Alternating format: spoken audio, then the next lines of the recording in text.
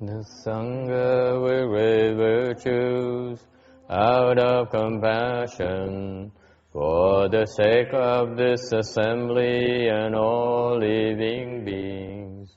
Please turn the wonderful Dharma will to teach us how to leave suffering, attain bliss and birth and death, and quickly realize non-birth. Cung thính đại đức tận tình, vì thứ pháp hội cấp nhất thiết chúng sinh. Tình chuyên diệu pháp luân giao đạo ngã môn, như há liêu sanh tự ly khổ đạt lạc, tốc chứng vô sanh.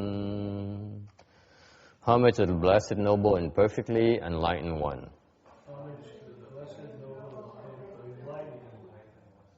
Nam mô Saranto Suche Doye Alahadi San Miao Sempu Tosye.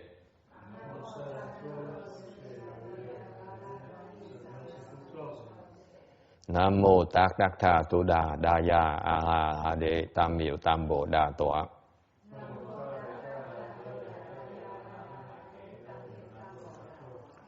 The unsurpassed, deep, profound, subtle, and wonderful Dharma in 100,000 million aeons is difficult to encounter.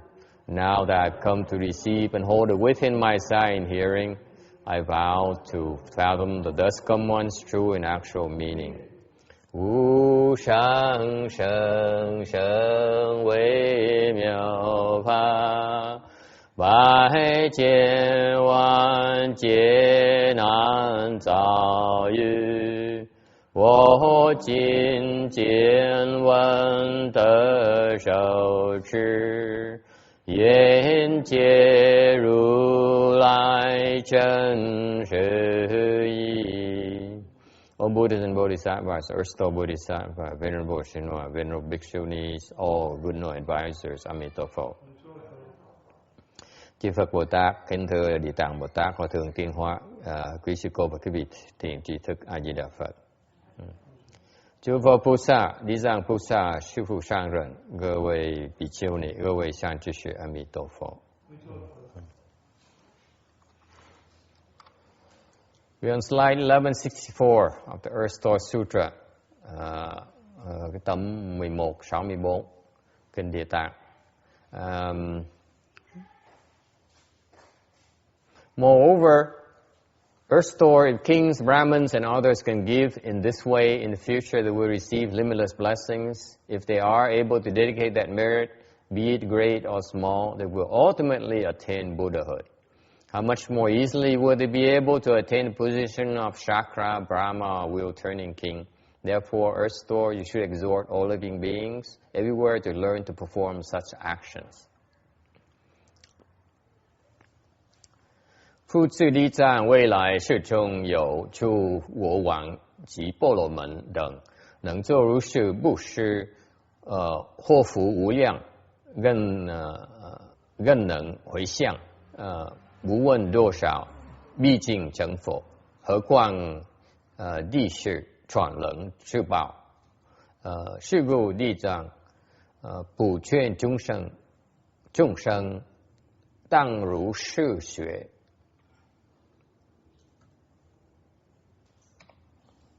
Lại nữa, Địa Tạng trong vị lai, những vị quốc vương cho đến Bà La Môn đặng làm bố thí được như vậy thì đắc vô lượng phước. Nếu còn biết hồi hướng, bất cứ nhiều hay ít, cuối cùng thành Phật, huống chi quả báo làm Đế Thích, Phạm Vương hay Luân Vương. Vì vậy, Địa Tạng hãy khuyến khích chúng sinh nên học như vậy. Ok. Slide 1167. 1167.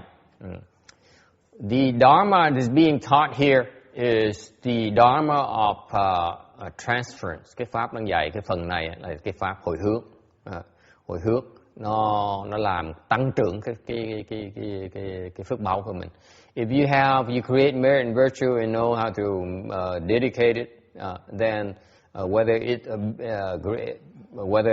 it great or small, ít là nhiều đi nữa,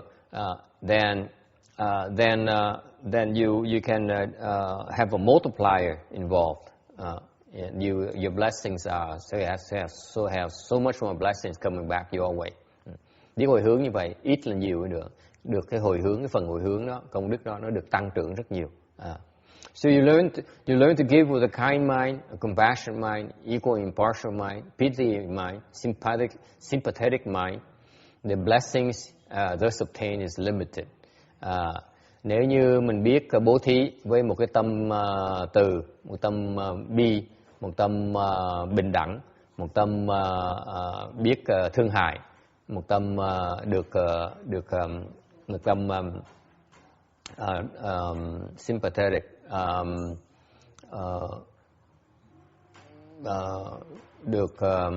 what's sympathetic? Tâm thông cảm, thì cái phước nó được, nó vô tận. Okay.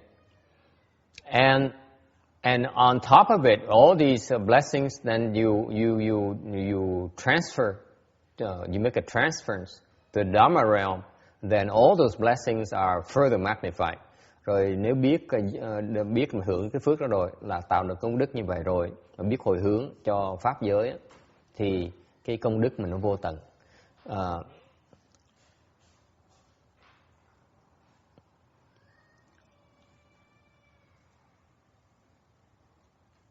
And the analogy here is like pouring water into the ocean.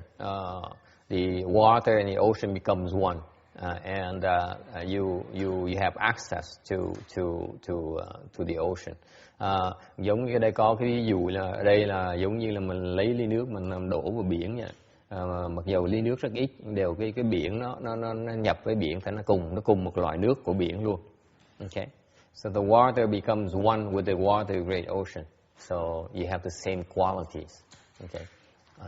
Any questions? Có ai thắc mắc gì không? Yes. So what do you actually say when you dedicate to the Dharma? Làm sao mà hồi hướng? There is in the handbook here. There is a page 185, I think, that says the universal transference. Okay. Yeah.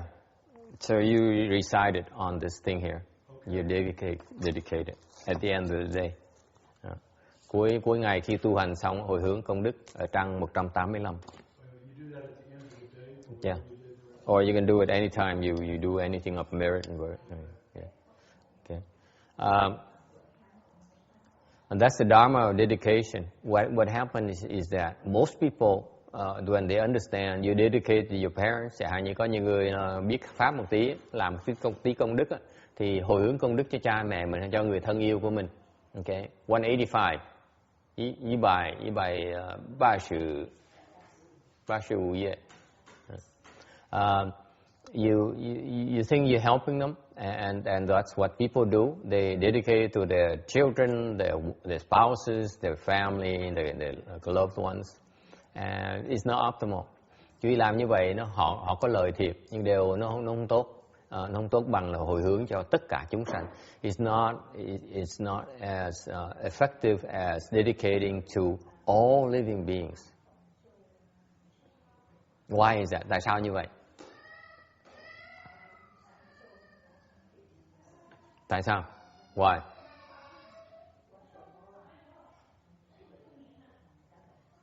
Well. Huh?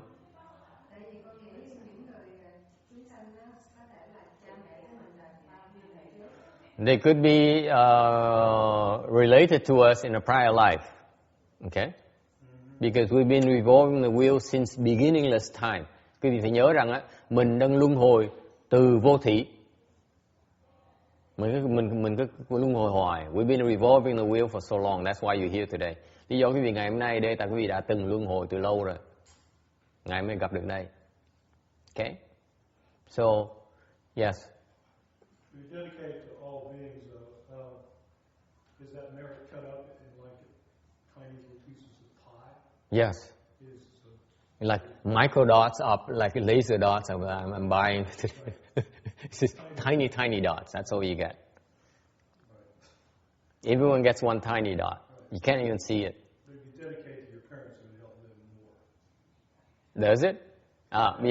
Bây giờ ông hỏi, nếu mà hồi hướng cho tất cả chúng sanh, thì phải mọi người được một tí xíu, bằng một cái cát bụi nữa. Mình hồi hướng cho cha mẹ mình, cha mẹ mình hưởng được nhiều hơn. Really? You think so?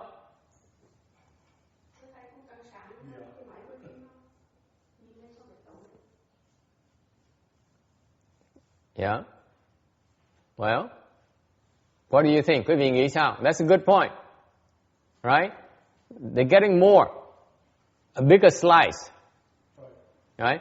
Câu này ông nói là ông nó có lý là tại vì nếu ngồi hướng cho cha mẹ mình không thì nhất họ được cái phần chia họ lớn hơn. Okay. Is there a multiplier of the Hmm? If you hold to everybody, you have a bigger multiplier. Yeah, but the multiply goes to you, not to your parents. And then after that, we hold to our parents. Okay. So you hear that? No. Yeah, when you transfer to all living beings, you have a bigger multiplier. So you get a lot of blessings. And then you use it to apply to your parents, which is a better way to do. Okay. See? That's what the engineers would do. That's how they would engineer the system. Quý vị nghe có hiểu không? Là mình hồi hướng cho pháp giới cho tất cả chúng sanh á, thì cái công đức mình nó lớn hơn nhiều. Mình cái phần mà nó tăng trưởng nó lớn hơn nhiều. Xong cái phần tăng trưởng rất lớn đó mình dùng cái đó mình hồi hướng lại cho người thân yêu của mình á, thì người ta hưởng được nhiều hơn nữa. Okay, thầm đi 2 lần hồi hướng 2 lần đâu. So you do it twice. That's how you would do it. Okay, you transfer to the Dharma realm first, and then you transfer to your loved one. That's a better way to do it.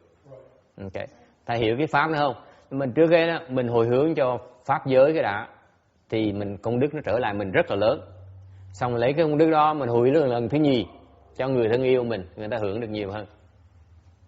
Okay, is that clear? Nghe hiểu không? Mọi người nghe hiểu không? Mình làm một lần. Okay. But on the other hand, okay, you buy into that or you have any ideas? Có ý kiến gì khác nữa không? Okay. But you still counting, you still creating, you are giving blessings with discriminating mind. Cái phước công đức mà ông ước ông cho cha mẹ ông đó hay bà ngoại ông đó là cái loại công đức mà có lầu. Phước nghe không? Okay. Khi mấy công đức nó không lầu nó mới lớn được. That's why as soon you did it without, when you touch something that is without outflows, she got reborn right away. You get it?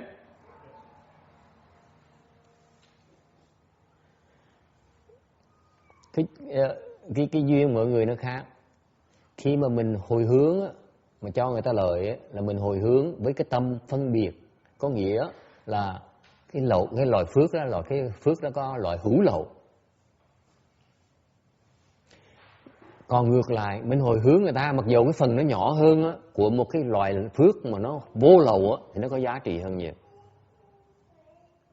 So you give them a slice, even a smaller size of something that's without outflows, it's worth a lot more than a bigger slice of something with outflows. Okay? Because the slice you get with outflow is that they will abuse it. They will create offenses with it. The smallest slice of something without outflows is that they can use it for cultivation to become a Buddha themselves. Give them a better chance to become a Buddha. Much better quality, much better grade.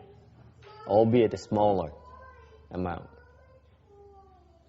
That's another aspect. He's still stuck in the worldly dharma. Nói cách khác, quý vị đang còn kẹt vào cái pháp thế gian. Pháp thế gian còn so đo, còn biết nhiều, biết ít, biết lợi, biết hại. Okay? Cái pháp này là cái pháp không phân biệt. Mình cho, see when you dedicate it to the whole living beings that's doing without discrimination. Mình cho tất cả chúng sanh là cái tâm mình không phân biệt. Okay? Thì cái phước đó là cái phước vô lậu.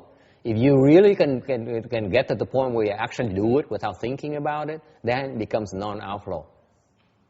Blessing without outflows. Is it clear? Nghe rõ ràng không? Cái tâm mình á, mà hồi hướng á, mà không phân biệt á, cái phước đó mới gọi là phước vô lậu. Phước vô lậu, cái phước làm cho mình thành Phật được. Phước sau mình tu hành được. Okay? Is it clear? Yeah. Rồi cái phước mà có phước có lậu á, dạng mình nói muốn con cháu mình nó lợi á, okay? Thì sau này nó giàu làm gì? Nó giàu nó thành triệu phú, nó đi nó đốt chùa, nó giết người, nó ăn cắp người ta, rồi nó ăn hiếp vợ nó, rồi ăn hiếp con nó, cũng chừng nó thôi à. Nó sướng thiệt á. Nó đi tới đâu? Nó chỉ tạo nghiệp thôi. Be clear about it. If you give blessing with outflows, they will abuse it. They become rich, they become powerful, and then they abuse their wives, their children, their employees, their friends, because they're God. They can't be touched. Bởi vậy, cho cái phước mà nó hữu lậu, nó tai hại lắm, không có lợi đâu. Cho cái phước vô lậu nó lợi hơn. So it's better to give a small, even a tiny fraction of something without outflows is much better than giving a big fraction, big share of something with outflows. Thành nói cách khác, nếu quý vị cho một cái phần chút xíu thôi, cái vô lậu á, nó giá trị hơn cái cho cái phần lớn của cái hữu lậu. Is it clear? Any questions?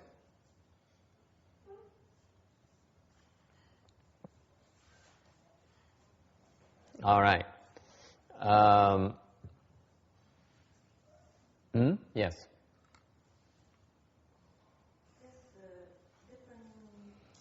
Transference of merit. So I just wonder, sometimes we use the one that you mentioned on page 180. 185. 185, but then there's also the verse for transference at the end that we usually, when we do it at the end of the lecture. Uh-huh. What is the different? Which one do we apply?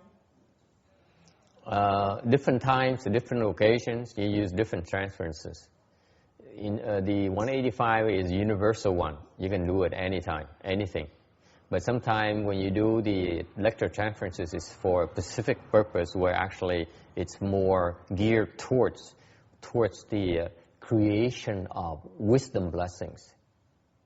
Because we open our wisdom, now we transfer it. So that's why it's designed to be that way, to help people unfold the wisdom. Okay, either one works. Either one will work. But so depending on the occasion, the lecture transfer is teaching us about the aspect of wisdom. Okay, on top of rebirth. Okay, good question. Cái câu hỏi là tại sao có chỗ là có những cái loại hồi hướng khác nhau. Mỗi cái loại hồi hướng nó có công dụng của nó. Cái hồi hướng ở trang 185 á, cái hồi hướng nó phổ thông, bất cứ làm cái gì hồi hướng nó cũng được. Okay. Cái hồi hướng này giúp tất cả chúng sanh, giúp hồi hướng cho tất cả pháp giới.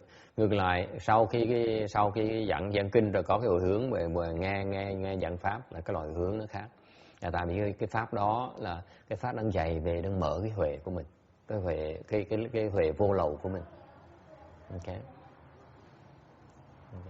Now, the dedication is a very important dharma because it gives you a multiplier effect.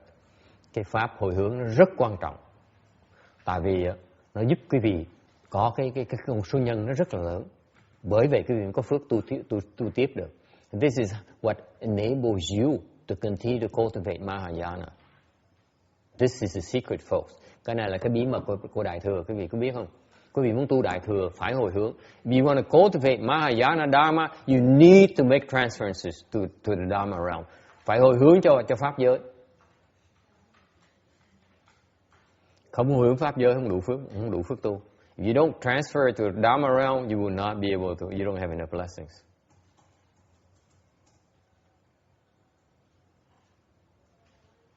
Any questions?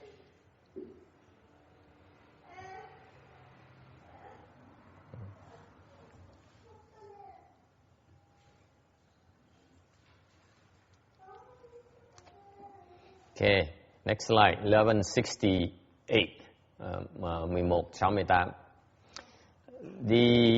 In the Worthy and the Stupid Sutra, cái Hiền Ngu Kinh mentioned that the elder Sudatta and Shariputra was using a rope to measure the pure abode.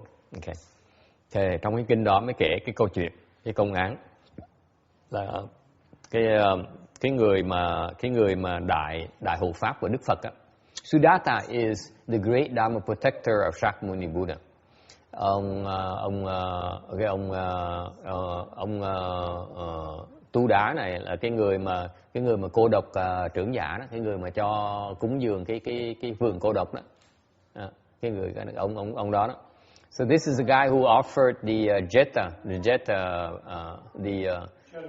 Jeta grove to the Buddha. This is that guy. Cái ông mà cúng cái vườn cô độc đó, cho nên Đức Phật là ông này đó. Okay. So after offering the Jeta grove to the Buddha, sau khi cúng cho Phật cái vườn cô độc rồi, thì ông với ngài Xá Lợi Phất mới đừng tính chuyện xây lên, xây cất. So he was planning with Shariputra about building the habitat for the Buddha's disciples. So they were measuring, taking measurements, and while doing that together, Shariputra has a faint smile on his face. Rồi ông mới để ý thấy ngài Xá Lợi Phất có một cái mỉm cười trên mặt á, mới hỏi tại sao. So he asked why Shariputra smiled, and Shariputra said, as you're preparing to build this pure abode here, your heavenly palace of 6 desire heavens has already been finished. Ông Xá Lợi Phất mới cười, ông nói là cái phước báu mà ông này ông xây á, mới phát cái tâm á, just to bring forth the mind and make the resolve to build an abode for the Buddha and his disciples. For that resolve alone would result in his own palace, heavenly palace, being finished already. That's how incredible the magnifiers, the multipliers. Quý vị nghĩ chứ coi, phát cái tâm đi muốn xây một cái chỗ ở cho Phật với đệ tử Phật thôi á, thì vì cái tâm bố thí như vậy thì cái lâu đài trên trời đó nó đã xây xong rồi, cái cung điện trên trời đã xây xong rồi. Dễ sợ không? Okay. Cái phước nó lớn như vậy đó. Nghe có hiểu không? Mình phát tâm mình bố thí thôi á, cái bố thí một cái chỗ ở cho Phật thôi, thì cái cung điện trên trời mình nó đã xây xong rồi. Phước nó lớn như vậy luôn đó, nó đợi mình có cung điện sẵn trên trời này. So your heavenly palace is ready for you already. Okay? And then Shariputra continued to use his heavenly eyes to observe, and suddenly he became sad. Rồi ngài Xá Lợi Phất á, mới dùng cái thiên nhãn tiếp tục nhìn quan sát, thì ngài bỗng nhiên ngài sầm mặt lại, ngài buồn. And so Sudatta then inquired, why is that? Cái ông trưởng giả mới hỏi tại sao như vậy. So Shariputra said, ngài Xá Lợi Phất có nói rằng, when Vipassana Buddha was also building a pure abode in this very same location, the ants you see there were just born.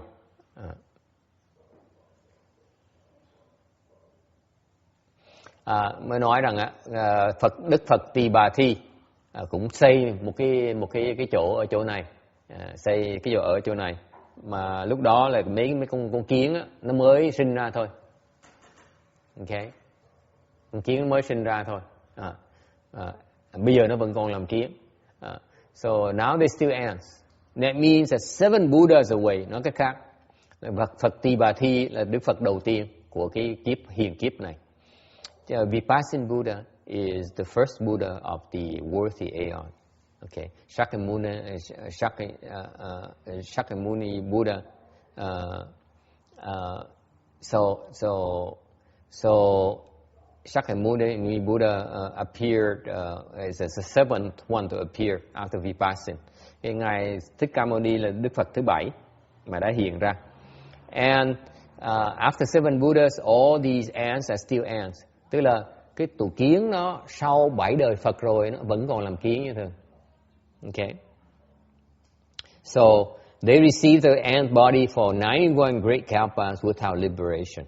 Họ thọ cái thân là con kiến này đã 90 đại kiếp mà không thoát được. Okay.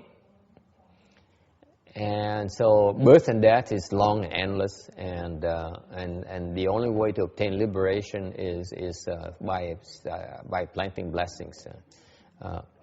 Thành cái sanh tử là nó trường rất dài.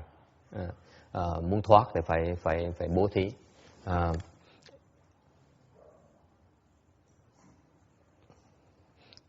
On the other hand, if you do not seek heavenly blessings and make transference to the Dharma realm, then you will certainly accomplish Buddhahood. Thành quý vị nhớ, nếu tạo công đức, ít là nhiều nhưng cũng được, mà biết dùng cái pháp hồi hướng công đức đó cho đại, cho vũ trụ, cho pháp giới, thì chắc chắn sẽ thành Phật. Okay? Any questions? Thắc mắc gì không? Once you fall into the animal realm, một khi sinh vào cái cõi súc sanh rồi, okay, thì mình sẽ đời cái kiếp sẽ làm súc sanh. You will be born, you very difficult for you to escape from the animal realm. That's a fact. Okay. Whereas when it's very easy for us to lose human body, ngược lại cái thân người này nó rất dễ mất. Ngược lại cái thân mà súc sanh nó rất khó thoát. So the human body is very easy to lose. The animal body is very difficult to shed. Okay? Yeah.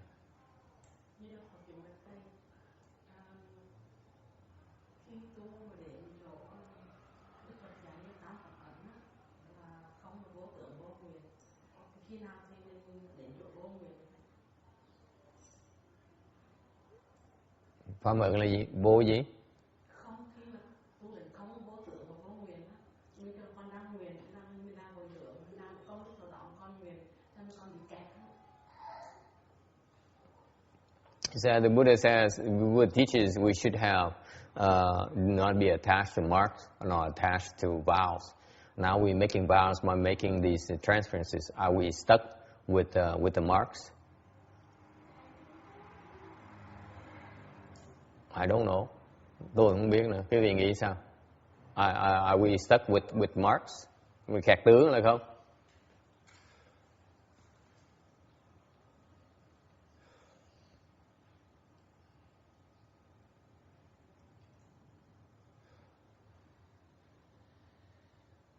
Có kẹt hay là không kẹt?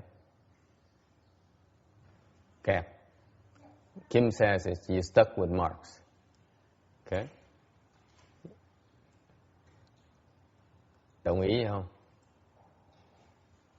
Chấp tướng là gì? Chấp tướng có nghĩa là mình đang kẹt vào một cái hình dáng, mình đang có cái chỗ bám được. Okay? Và người ta thấy mình hiền lành, người ta lợi dụng mình được, cái đó gọi là chấp tướng. Mình chấp tướng hiền lành. Okay? Tại sao mình phải hiền lành? Mình giữ cũng là chấp tướng, hiền lành cũng chấp tướng. Tất cả đều chấp tướng hết.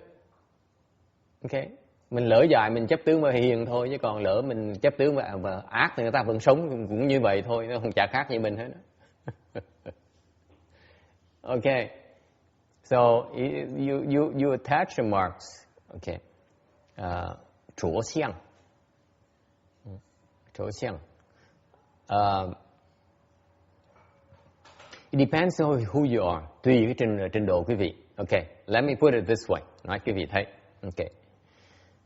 First of all, at our level, thứ nhất ở trình độ mình mình còn thấp. Okay. Mình còn thấp. Thành ra mình phải học cái pháp để mình dùng cái phương pháp để mình kiếm cái đường giải thoát. Okay. Thành mình phải chấp vào cái pháp cái đã. What happens is that we are pretty confused. We don't know how to do it. Therefore, we better follow a dharma or someone who can lead us to liberation.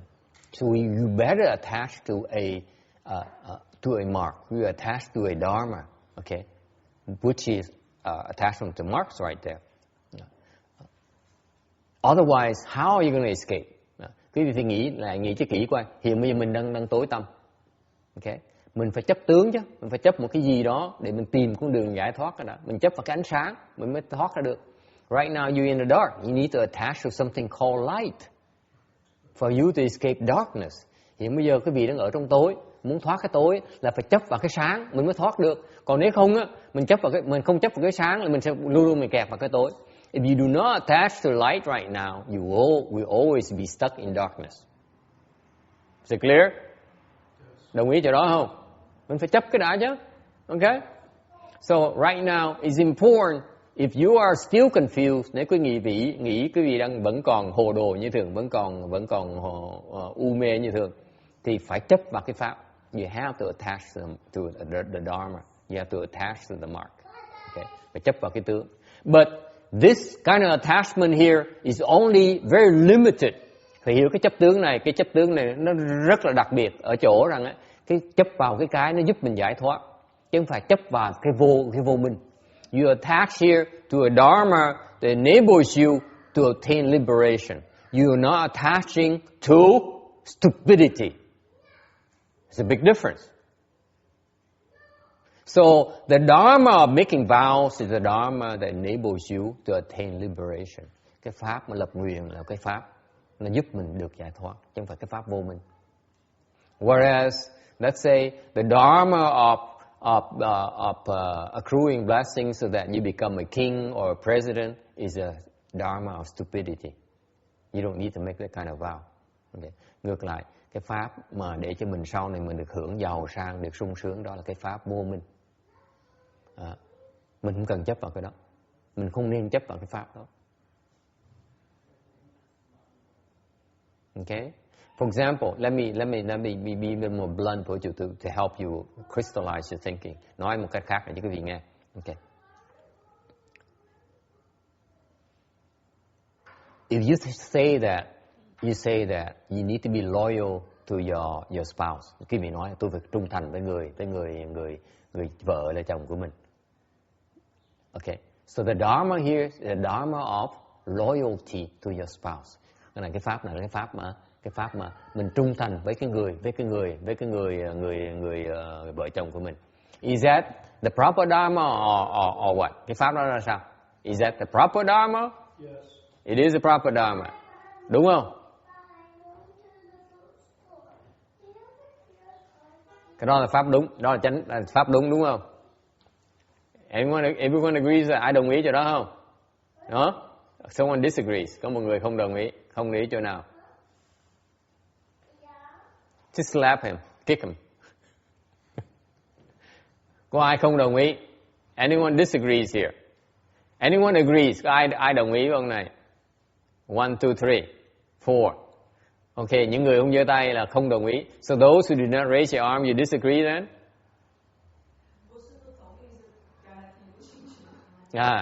Okay. Mình trung thành với chồng, với vợ mình là cái pháp đúng hay là pháp sai?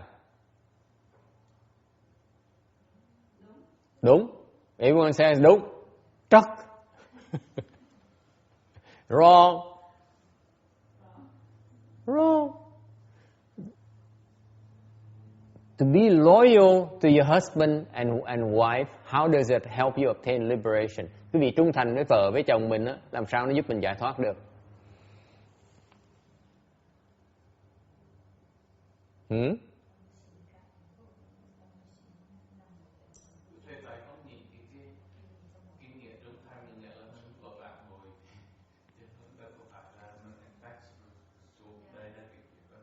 So he says, be loyal, meaning you don't betray them. So it doesn't mean that you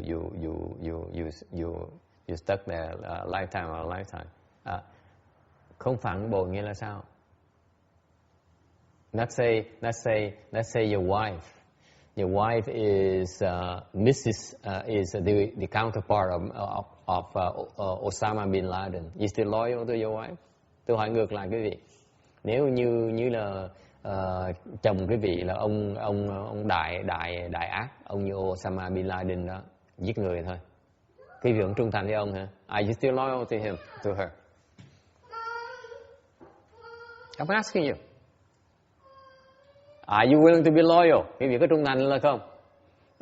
Let me be specific for you. Okay, nói cho rõ ràng hơn nữa. Chẳng hạn như về nhà, ngày hôm nay chiều nay về nhà, tối nay về nhà. This afternoon you go home.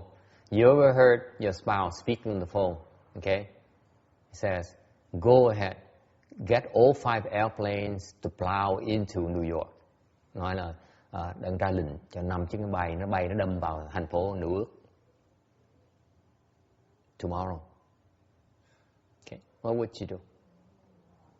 Will you betray your husband or wife or not? Nghe biết như vậy, ngày mai sẽ giết rất nhiều người như vậy đó. Okay. Quý vị có không có phản bội người vợ chồng mình hay là không? What would you do? Are you loyal? You see, are you still loyal? No. Okay. Ông nói không. So you're not loyal after all. Depends on the case. Depends on the case. Right? Right? So that means that the loyalty dharma doesn't help you obtain liberation. Nếu như mình phải tùy trường hợp, có nghĩa là cái pháp đó nó chưa phải pháp cứu cánh, nó chưa cho phép mình giải thoát. Có nghĩa là lâu lâu mình có thể trung thành, lâu lâu mình không cần trung thành. Meaning that sometimes you should be loyal, sometimes you should not be loyal. Okay? You have to be flexible. Mình phải uyển chuyển. If it makes sense, you should be loyal. If it doesn't make sense, you should not be loyal. Nếu đúng thì mình trung thành người ta sai, mình không được trung thành với người ta. Agreed?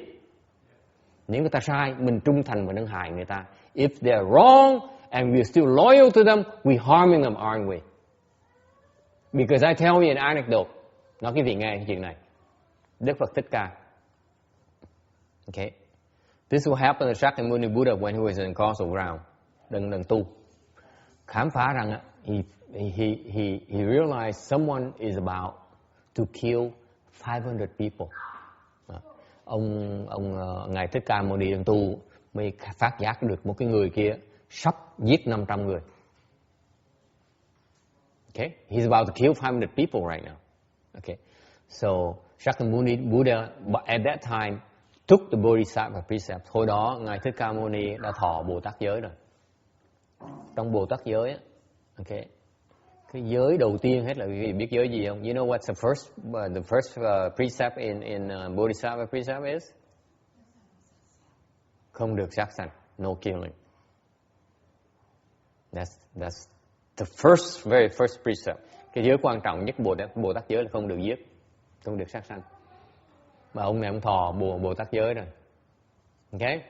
So Shakyamuni Buddha was strictly upholding the Bodhisattva precept. Hồi đó ngài Thích Ca Mâu Ni chưa thành Phật tu cái pháp Bồ Tát giới, giữ Bồ Tát giới rất là nghiêm khắc. Khám phá một người sắp giết 500 người. He discovered a man was about to kill 500 people. What did he do? Làm gì bây giờ? What would you do? Quý vị làm gì? Người đã biết rồi không được trả lời. If you know the story, you cannot give me the answer.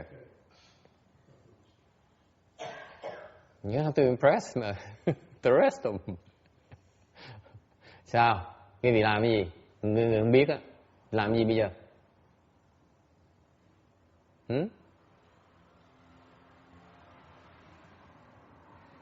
Shakyamuni Buddha kill that man. Phật Thích Ca Mâu Ni giết cái người đó ngay lập tức. Tại sao như vậy? What's his rationale? Tại sao Phật Thích Ca Mâu Ni giết cái người kia? Tại vì ông nghĩ như vậy. Because this is how he thought. He says, I kill this man. Okay, I fall to the hells. Okay, tôi giết ông này thì tôi đọa địa ngục. Mà ông không bị đọa địa ngục. But he does not fall to the hells.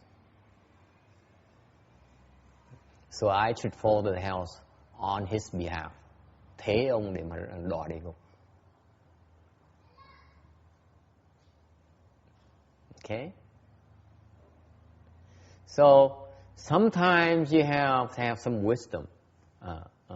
Phải có cái sáng suốt để mà nhận ra cái pháp. Chẳng thể nào mà mù quáng mà nhắm đâu được. Tại vì tổ tiên mình làm nó không nghĩa là nó đúng. Just because your ancestors have always done it does not mean it's proper. It doesn't mean it's correct. Không phải họ hàng tổ tiên mà nó làm trước giờ ai cũng làm như vậy, nghĩa mình có nghĩa là đúng. Okay? Alright, any questions? Sư cô, ni sư có ý kiến gì không? Có nhớ chuyện gì không? Nói đi, đừng cái gì mà không có nhớ. Cùng lắm tôi cười thôi. She says, I don't dare say. The worst could happen, I laugh in her face. Can't be that bad. Won't be the first time. Sao nhớ chuyện gì?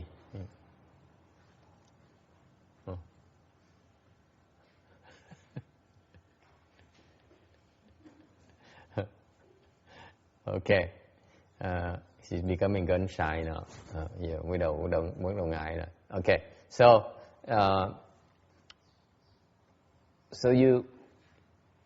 the loyalty is that if the person deserves you to be loyal, you should be loyal. Cái người mà xứng đáng á, để mình trung thành, mình nên trung thành. If the person does not deserve your loyalty, you don't have to be loyal. Người ta không xứng đáng, mình không cần trung thành. Giảng gì như vậy nữa. Tại mình trung thành chỉ hại người ta thôi. Because if you're loyal to someone who does not deserve it, you're harming that person. You're enforcing his or her bad habits. Mình trung thành cái người không xứng đáng á, mình chỉ khuyến khích người ta tiếp tục không xứng đáng thôi. Okay? That is wisdom. Cái đó là cái huệ. Okay? And you know, it takes a lot more strength and courage, okay, to be that way. Phải có đủ cái sáng suốt, phải có đủ cái nghị lực mới làm vậy mới được, không phải là dễ đâu. Okay?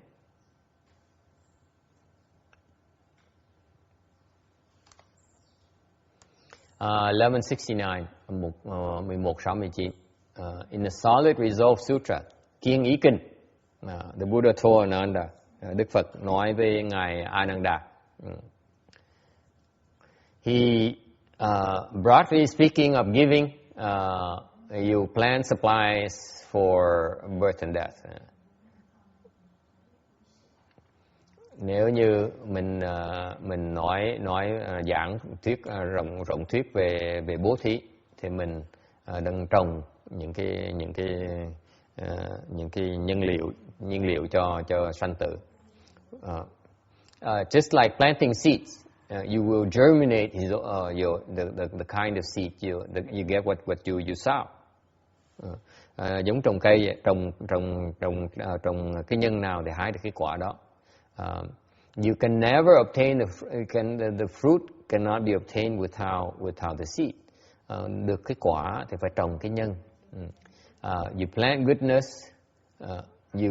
to obtain blessings. Mình trồng cái thiện, làm cái thiện thì để được cái phước.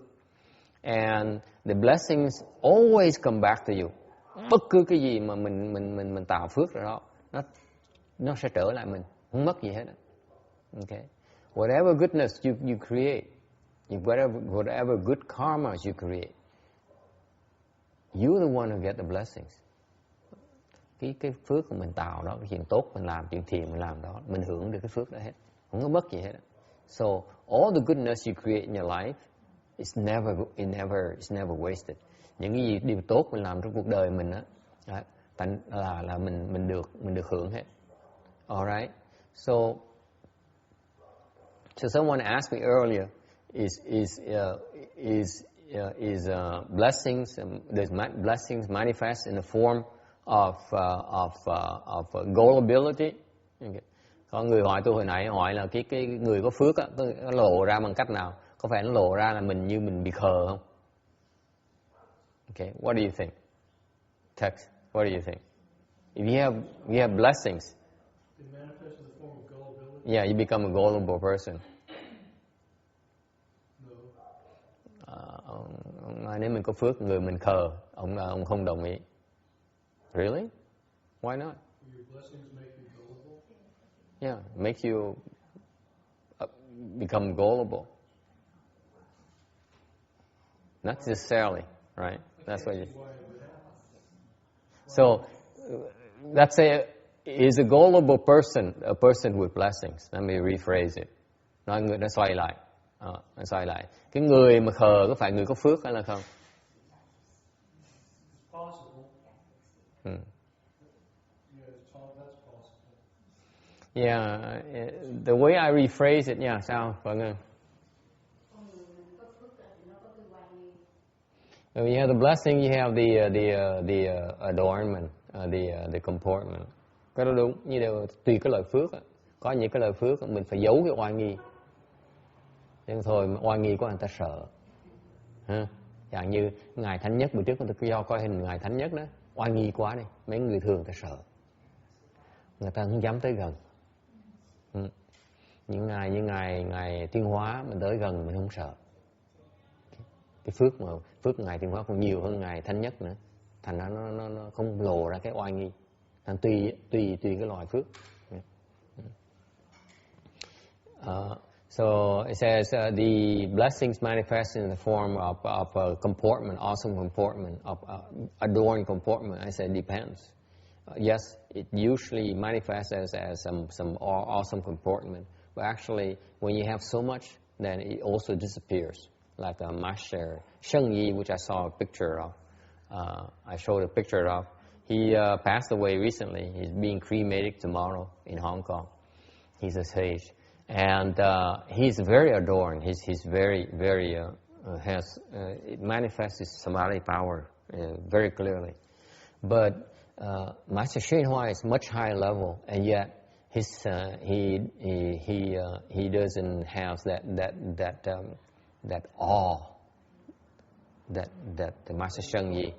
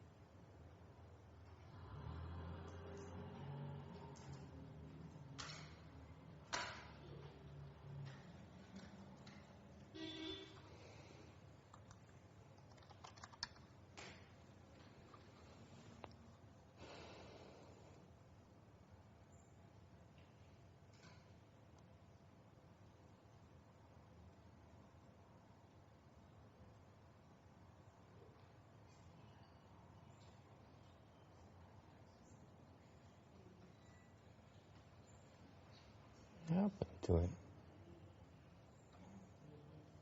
Oh, right here. Đây là cái hình của một cái người thánh nhân. Okay, look at him. He's actually, this is his very kind. He exuding kind energy right now, Trong cái hình này cái ngài thánh nhất á, là tỏ cái lòng từ bi ra đây, chứ thì thường ngài còn so you see that the strength, the samadhi power strength, you see this is how the chant masters are supposed to be. Những cái bên những ngài thiền sư, mấy ngài tổ sư thiền, đây là cái oai nghi của những vị tổ sư, thường thấy như vậy đó. Okay? Nó lộ ra. So the samadhi strength, the samadhi power is revealed. Họ lộ cái thần lực của họ. His teacher, Master Xu Yun, exact same thing. Ngài Hư Vân đó cũng như vậy luôn đó. Okay, ngài Hư Vân cũng lộ cái thần lực của ngài ra. Okay. For example, I believe I have a picture of Master Xu Yun somewhere here. Pictures. Okay.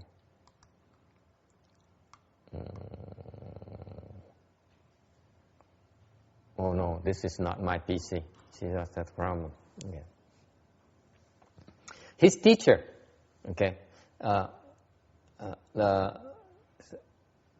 his teacher is Master Xu Yun, also reveals his samadhi power.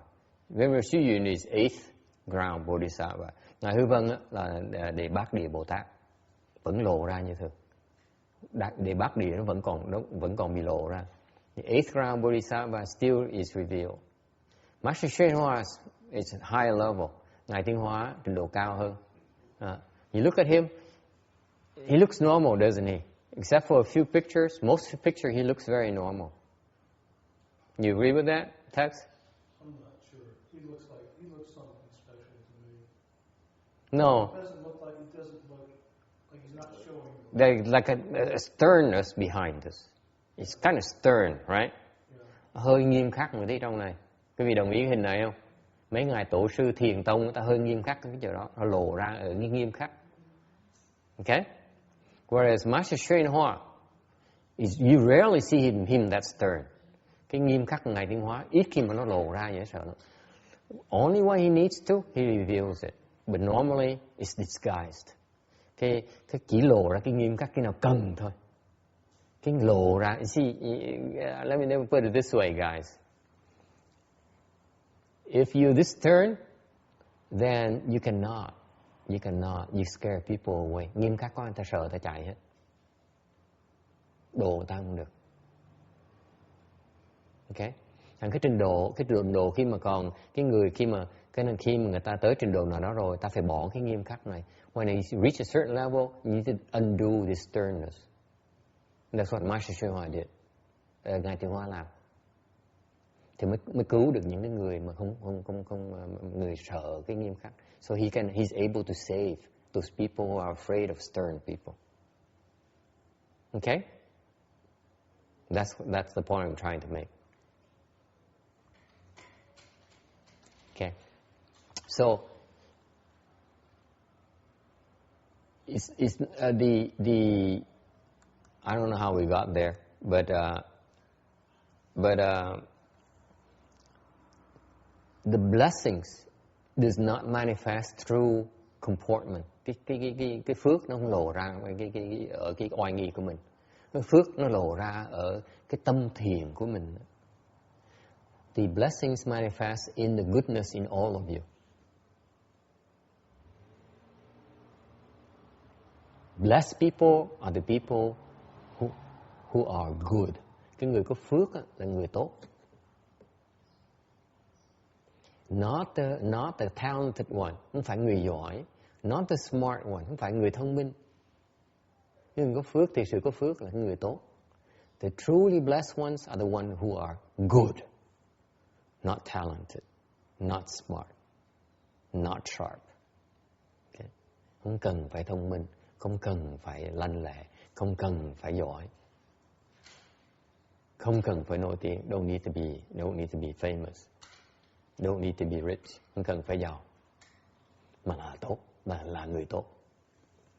They are the one who are good. They are extremely blessed. Mấy người đó là người rất là có phước. Okay? I know it's kind of against the worldly view where you bless, therefore you must have a lot of money and you drive Mercedes. Thường thường người ta nghĩ là có phước có nghĩa là phải giàu với là phải lái xe Mercedes. Không có đâu. Okay.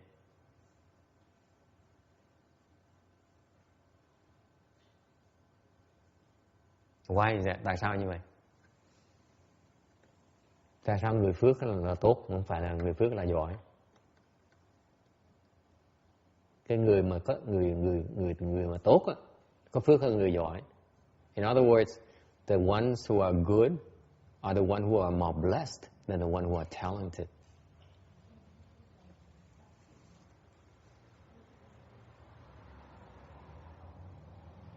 Tại sao như vậy? Why is that? Tại sao như vậy?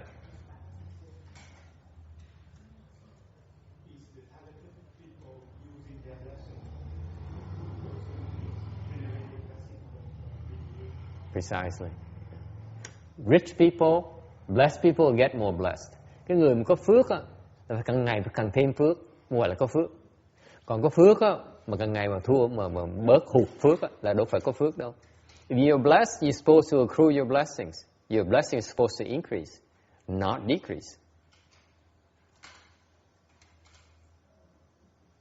The good people are the people who are constantly generating blessings. Cái người mà tốt á, nó đang luôn luôn nó tạo phước đức. Cái người mà giỏi á, chưa chắc là đang tạo phước đức. The good ones, the smart ones are not necessarily creating blessings. Okay? That's the difference. Nó khác chừng đó thôi. Cái người có phước đang tạo phước. So the blessed ones, truly blessed ones, are creating blessings. Người có phước đang tạo phước, không có xài phước. The blessed ones are the ones who are creating blessings, not using blessings. Okay?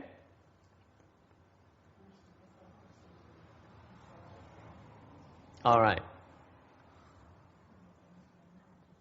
Đã đợi được không? Còn nghe có lý không? Okay, and they agree. Okay. 1170. 1170. Moreover, Earth Store, if there are good men and women who plant a few good roots in the Buddha Dharma, amounting to as little as a fine hair, a grain of sand, or a mote of dust, they will receive incomparable blessings. 复次地藏，未来世中，若善男子、善女人，于佛法中种少善根，好法杀整等许，所受福利无可为喻。Lại nữa, Địa Tạng trong vị lai thiện nam tử thiện nữ nhân nào trồng một ít thiện căn ở trong Phật Pháp, dầu chỉ bằng lông tóc cát bụi đi nữa, phước báo họ nhận được cũng không thể ví dụ. This is about planting with the blessings with the triple jewel. Trồng về cái phước về với tam bảo. The sixth patriarch says, Ngài Lục Tổ nói rằng, to renounce greed and stinginess inside. Ở trong á, thì mình xả cái tham về cái bụng xỉn. To benefit living beings outside. Ở ngoài thì mình làm lợi cho chúng sanh. That is called giving. Cái đó gọi là bố thí. Okay. Ashoka, that emperor, the king Ashoka in India. Hồi xưa có ngài A Dục. He was a child playing on the beach. Đàn con nít mà đang chơiនៅbờ biển. He saw the Buddha and make an offering of a cake made out of sand. Đứa con nít nó không có gì hết, nó chỉ thấy Phật rất trang nghiêm, nó sinh lòng kính phục, thì nó lấy một cái bóc lên một cái mâm cát, xong nó nắn lại làm cái hình của cái bánh, xong tới nó cúng cho Phật, cung kính cúng cho Phật. And the Buddha looked at him và nhìn nó, đứa con nít. Okay. Actually, not only was he a kid, he was a pauper. Không phải là đứa con nít không, hồi đó vua A Dục á, kiếp đó là một cái đứa người con nít ăn xin, rất nghèo khổ. Okay, đang ngoài bờ biển. thì cúng cho Phật một cái miếng bánh bằng cát đó, Phật mới nhận. Phật mới rất từ bi, Phật nhận là và hỏi con muốn cái gì. So the Buddha accepted and he asked, what is your wish? Thì Phật mới hỏi là muốn cái gì. So that poor beggar boy, cái đứa em bé mà khất sĩ ăn mày đó mới nói là bẩm Phật, trong tương lai con muốn được giàu có, mà không ai có thể dám khinh thường con. Say my only wish is that in the future I become powerful and no one dares slight me. Rồi nhờ cái phước đức đó thôi, sau này sinh làm vua A Dục. So from that blessings right there of making a cake made of sand to the Buddha, that boy later became Ashoka emperor, Ashoka king, and he turns out to be one of the most powerful monarchs in India, một trong vị vua mà rất nổi tiếng trong Ấn Độ. Okay. In the Great Shastra, trong cái đại luận, even though there are all sorts of fields of blessings, the Buddha's blessing is the foremost because it is replete with the limitless Buddhas and Dharmas. Trong tất cả những cái phước điền, thì phước điền của Phật là phước điền là đệ nhất, tại vì nó đầy đủ hết tất cả những cái Phật và những cái pháp. Okay.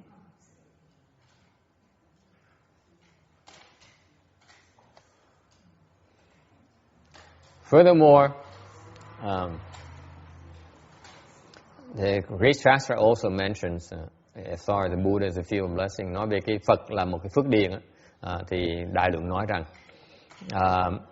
that field of blessings is pure. It has already uprooted love, afflictions, defiled grass. Trong cái phước, trong cái điền, trong cái chỗ trồng đó thì nó đã thanh tịnh rồi. Nó đã bỏ hết tất cả những cái yêu với những cái phiền não, loài cỏ, loài cỏ ô uế đó. The pure precepts manifest itself as a level ground. Nếu quý vị giữ cái giới thanh tịnh thì nó hiện ra cái mặt đất nó bằng phẳng. If you cultivate kindness and compassion, nếu quý vị tu từ với bi, it manifests itself as goodness and beauty. Nó lộ ra là cái thiện với là cái đẹp. Because you eradicate evil and deviant salty soil. Tại vì mình bỏ tất cả những cái đất mà nó xấu, nó mặn. If you cultivate the 37 wings of enlightenment, nếu quý vị tu 37 cái phẩm Bồ đề, then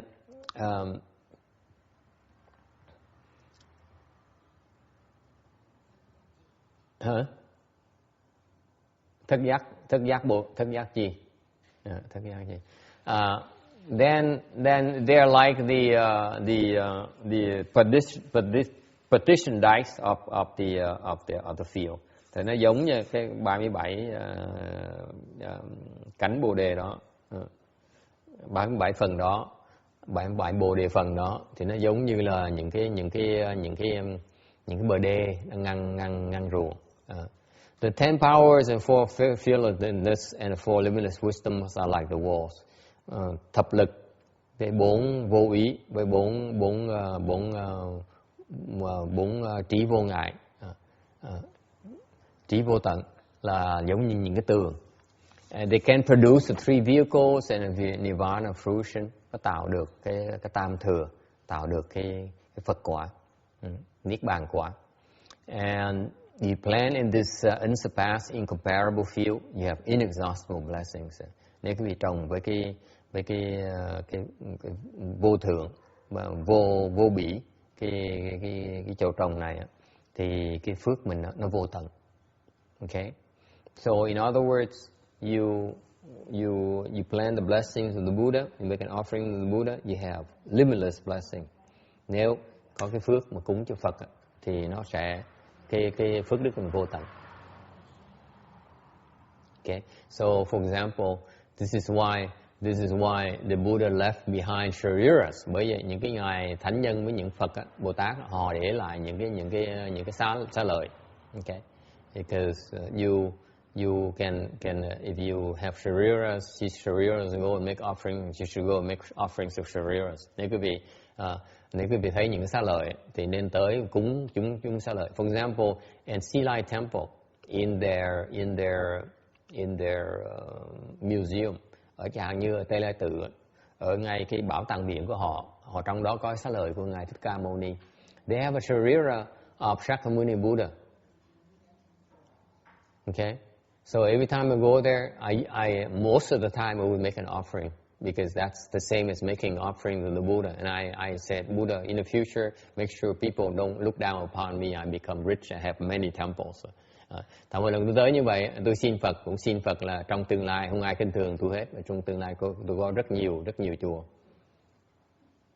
Okay?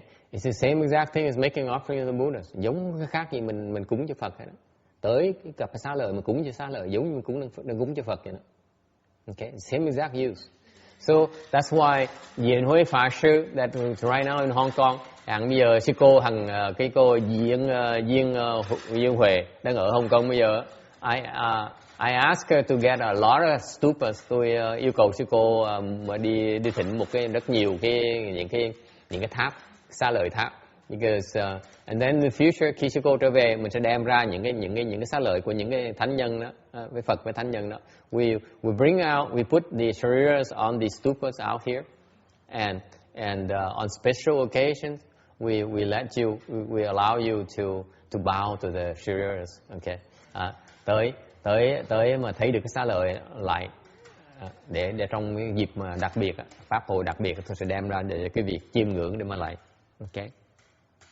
Don't get me wrong, đừng hiểu lầm tôi. See, Westerners, people of the West don't understand. They always think that making offerings, they're always making money offerings. No, you bow to the Buddha. That's an offering. Đừng có quên rằng mình tới mình lạy Phật đó, là một cái cúng dường cho Phật. Okay, không phải bây giờ phải tốn tiền đâu. Okay. So the reason I bring it up because the Westerners, I see a lot of Western people as well, Asian people go to Silai Temple and they walk by the Buddha Shira, they don't even bother making a vow or so on. Or when they make an offering, they take out like a quarter and drop it in there and that kind of thing. It's just improper. Tôi để ý thế và Tây Lai Tự đó, trong cái bảo tàng viện của họ thấy rất nhiều người da trắng, người Á Đông đi ngang qua thấy xá lợi Phật mà cùng tin bờ. Không cúng dường, không thèm lạy đâu nữa, không thèm nhìn đâu nữa, đáng tiếc như vậy. It's a shame to me. They pass up such a great opportunity to make an offering to the Buddha. Cái cơ hội ngàn vàng để mà cúng cho Phật mà không chịu cúng. Tội dễ sợ. This is just terrible. Okay. Any questions? Ai thắc mắc gì không? Yes?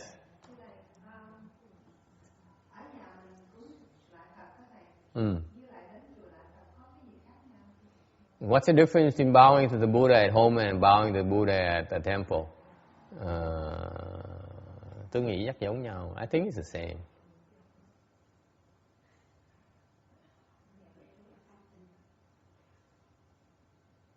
Giống không bác? Bác Thân Hương có giống không? Ủa sao không giống?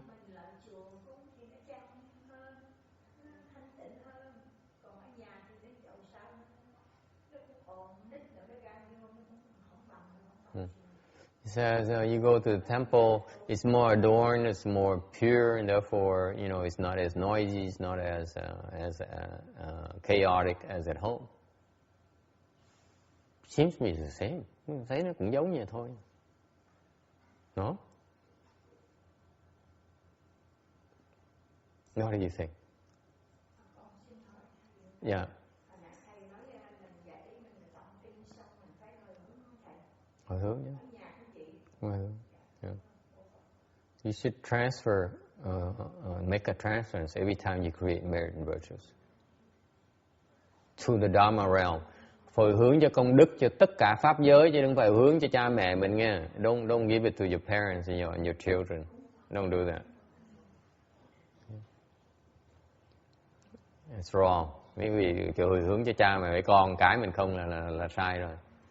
I know what ước does, but because he figures at least he benefits his family. Ông ước, ông nghĩ là tôi là muốn làm lợi cho con cái mình, không biết là đang làm gì làm hại cho con cái là có, đâu có lợi gì hết. He doesn't realize that the benefit is short-lived. Okay. Hồi nãy tôi nói, a while ago I didn't answer the question complete. Hồi nãy tôi nói trả lời mà không trả lời cho hoàn toàn tất cả. Remember the question is depends on who you are. Let's say you are still confused, then you need to be attached to the Dharma. Nhớ hồi nãy tôi nói không? Mình mà chưa được giải thoát thì mình phải cần chấp vào cái pháp. Tại vì nếu không chấp pháp á, thì mình sẽ tối tăm suốt đời. You need to attach to the Dharma because otherwise you'll be stuck in the dark forever. Okay, but once you attain liberation, do you stop making vows? Khi cô bỏ đi rồi, trả lời với cô, tại cô này cái cô Phước Từ cô hỏi mà trả lời chưa xong mà cô không có chặn mình, cô lịch sự quá đấy. Hả? The short nun asked me the question and I answered half of it and she didn't bother pursuing the second half. It shouldn't be that polite. If I don't do a good job, you have to point it out to me. Otherwise, I forget. Yeah. Làm không đủ là phải nhắc tôi chứ thôi tôi quên ráng mà chịu. Okay, cái cô cục thấp đó. Tôi trả lời một nửa mà không dám hỏi luôn nữa. Cái sợ nó đội như vậy luôn nữa. She's scared, so scared of me that she doesn't want me to lose face. Okay. Bây giờ mình đắc được giải thoát rồi, mình có ngừng lập nguyện không? So you obtain liberation, you stop making vows. No. Why not? Không. Tại sao? Why not? You're attaching a Dharma. Nếu mình đã giác ngộ, mình đã được giải thoát, tại sao mình chấp cái pháp làm cái gì?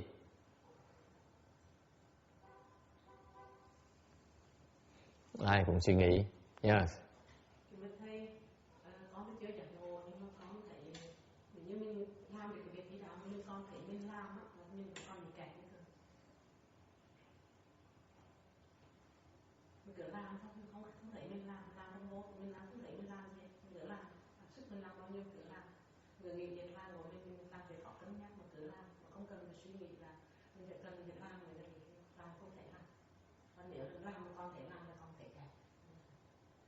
Đúng.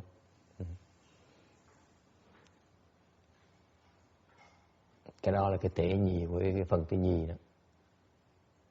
Yeah. That's a subtlety. What she answered in Vietnamese is correct. If you understand Vietnamese, the answer is dead on. Okay. Trả lời rất là chính xác. Okay. Nói nó hơi lùm thùm tí, nhưng trả lời rất là đúng. Để giảng dịch tiếng Việt cho họ nghe. Sư cô nói rằng lúc mình làm khi mình giác ngộ được, khi mình giải thoát được rồi, mình chỉ làm thôi, mình không còn phân biệt nữa. Mình vẫn lập nguyện, nhưng điều mình không coi đó là cái nguyện này hay là nguyện khác, hay là không phải nguyện, mình chỉ làm thôi, chỉ đúng mình làm thôi. Là cái đó là cái thái độ của người đó có trí huệ. Okay?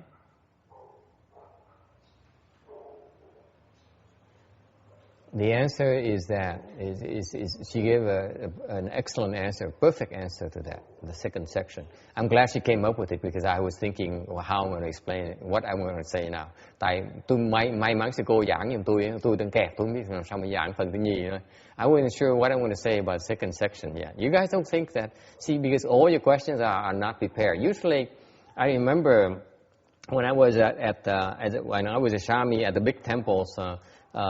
The master would come up here and lecture, and before the answer and question section, you're supposed to submit the questions first. so that the Dharma Master has a chance to prepare.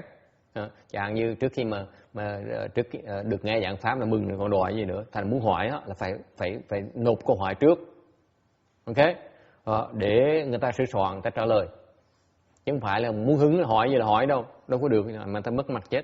So it's not like you can ask questions on the fly, because what if we can't answer your questions? It doesn't look good. So I have to admit to you, since most of the questions are you're shooting off your hips, tại mấy người hỏi toàn là hỏi còn hóc búa không à. Giống như bên Ca Bùi vậy đó, nó hỏi, nó bắn súng á, nó không rút súng ra khỏi cái bao súng nữa, nó quay nó bắn ở trong luôn. Nó gọi là cái danh từ Mỹ là nó ăn gian như vậy, nó léo dễ sợ lắm. Thành ra mấy quý vị thường quý vị và hỏi như vậy là hỏi xong là tôi ngồi trên này tôi gãi đầu nhưng sao trả lời câu này. So most of the time I scratch my head invisibly and say what on earth.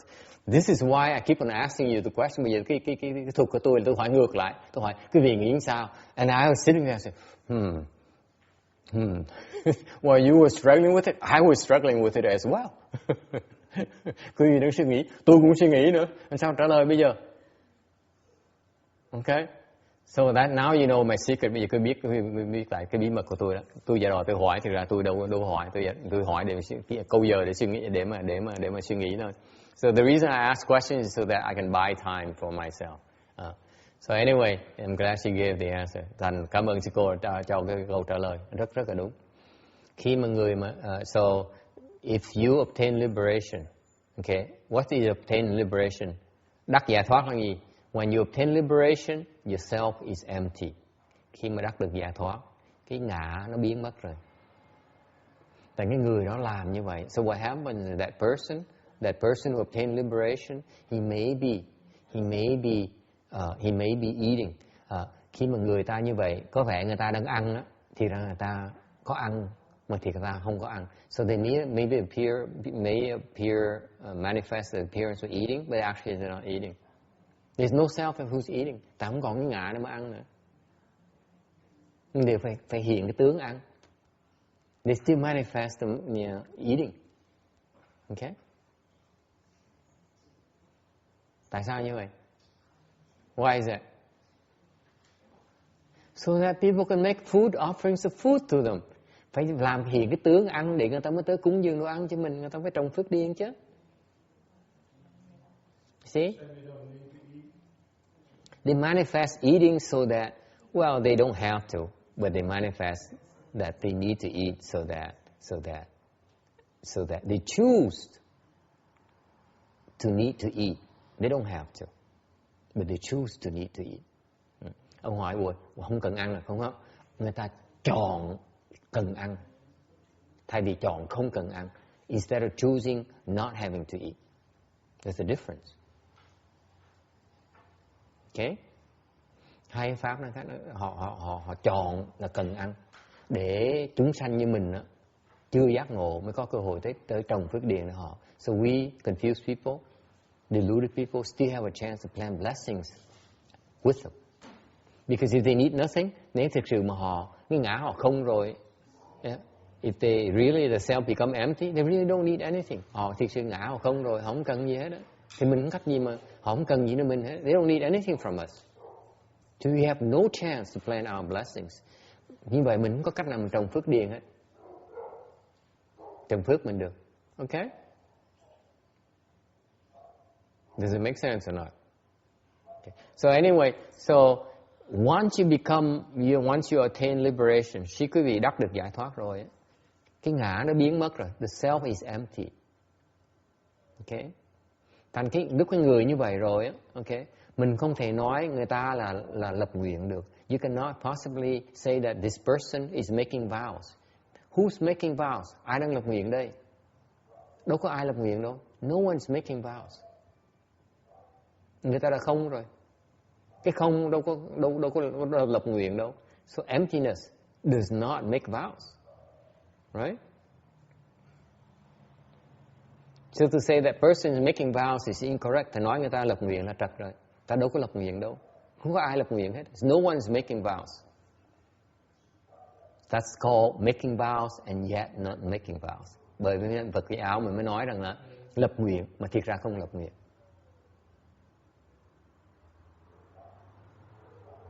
Okay, any questions? Ai thắc mắc gì không? Cái này là cái phần tôi tức về cái phần Phật pháp, phần này tôi rất khó chịu phần này. Cứ nói lập nguyện mà không lập nguyện, tốt mà không tốt, tu mà không tu, tôi cứ bứt tóc cả 10 năm trời không hiểu. See, I used to bother the heck out of me. Making vows and yet not making vows. Cultivating and yet not cultivating. Yeah. I used to tear my hair off and trying to understand it for a good 10 years. Earth Store Sutra renews his vows. He's always making vows. So he's empty. Is that right? So he's making vows and he's not making vows. He acts on the vows that he doesn't make. Yeah. He's acting on those vows all the time. Yeah. Well, it's good because Phước Từ is beginning to understand. Sư cô trả lời tôi khen sư cô bắt đầu hiểu, bắt đầu cái huệ nó bắt đầu phát ra. Wisdom is unfolding. Let me give you another angle of why these people still make vows. Có một cái phương diện khác mà tôi giảng cái vị nghe tại sao họ vẫn lập nguyện như thường. Tại sao như vậy? Hả? Tại sao phải lập nguyện?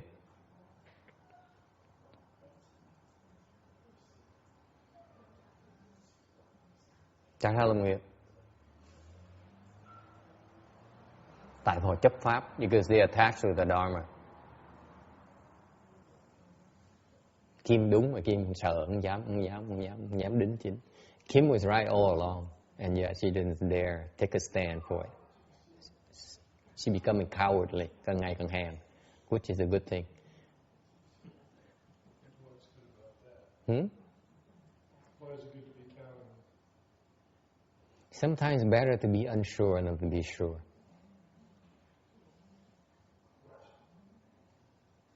If you're so sure of yourself, you're in trouble. Sometimes you have to say, maybe not. I may be wrong. That's not cowardice. You got the words confused. That's not being cowardly. That's having discretion. Depends on where you come from. From her perspective, it's cowardly, not from your perspective. You see, you're way too self-centered. You have to look at, when you listen to it, you have to listen from which angle is it coming. Are you examining this diamond? Which facet are you cutting right now? It depends. Okay? Ông nói, đối với tôi đâu có bị hèn đâu. Tôi nói, đối với ông phải là hèn, đối với Kim là hèn. Mỗi người nó khác. Cái giống như cái viên ngọc vậy đó. Mình cắt viên kim cương vậy. Mình cắt từng cái phương diện khác nhau. Okay? Phải biết uyển chuyển, phải biết khéo léo. Okay? So why is that? So it's an attachment to Dharma. Họ phải chấp vào cái pháp đó. Tại sao như vậy?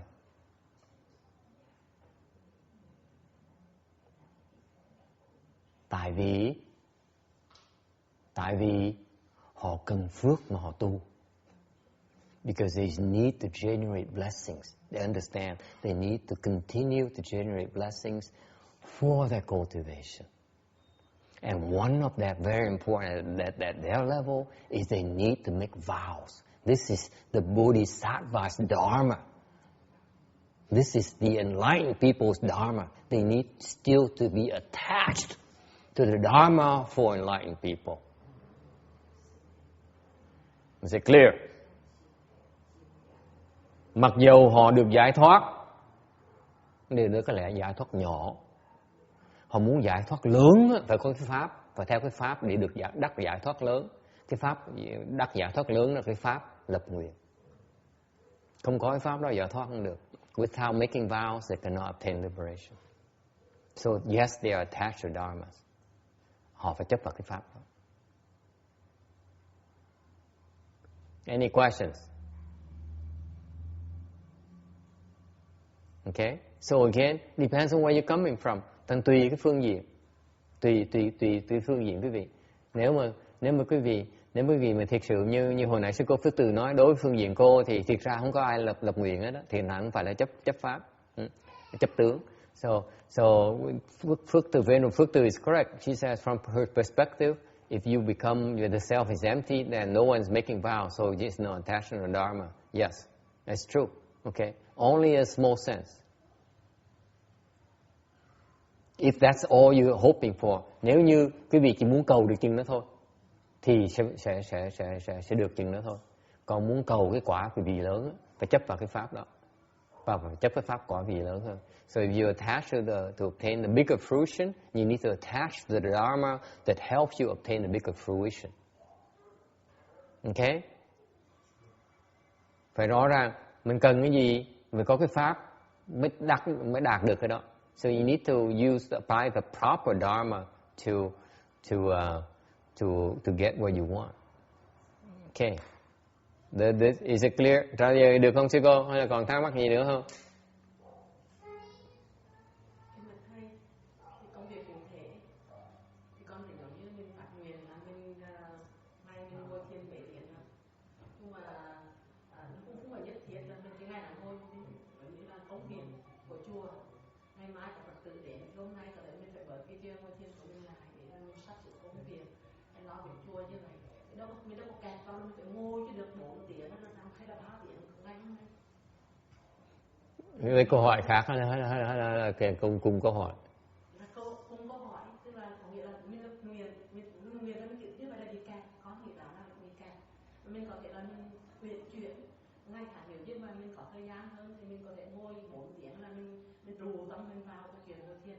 Còn bây giờ mình phải sắp xếp công việc thì khi tư tưởng mình lại nên là mình phải sắp xếp công việc rồi mình cứ làm việc để công việc nó trôi tròn hơn. Thì có nghĩa là có nghĩa trong lúc mà tu hành lập nguyện thì có thể cũng phải quyện chuyển.